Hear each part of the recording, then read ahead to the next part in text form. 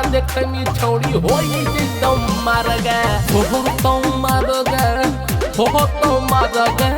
हो तो मार गे तुम पागली ऐसे न कपड़ा देखाओ गोरे गाल में तो रोटी देता जो सुन पागली आगे सुन पागली अहिरा लाला के खुश करके जो नहीं तो धुआं धुआं हो सुन पागली आगे चुमा दे के जो बबना के बेटा के खुश करके जो नहीं तो धुआं धुआं हो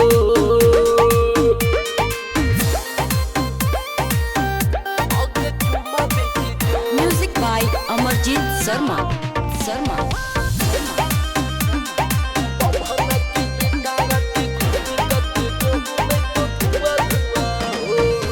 रात भर फूल रही पूरा समियाना सभे छौड़ा हक तोरी दीवाना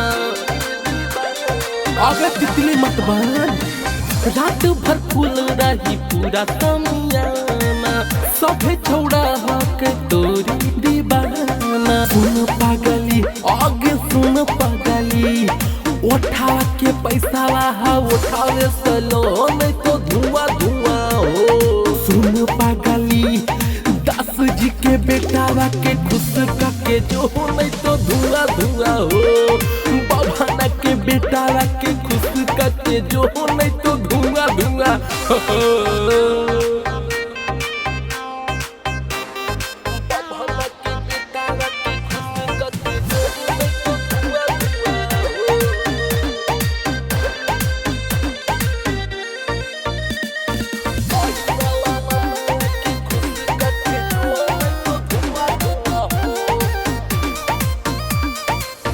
अपन चीजवा के खोले छौली ने टूगे सरबन सती से दे तो बोली के रता गे आ गया चमक चलो जली धरता सबे छौला लगैते बाई भाई मानिस सौरभ मचई तो दबाई सुन छौड़ी आगे सुन छौड़ी 10 जी के बेटा के खुश करके जो नहीं तो धुआं धुआं हो बभना के बेटा के खुश करके जो नहीं तो धुआं धुआं हो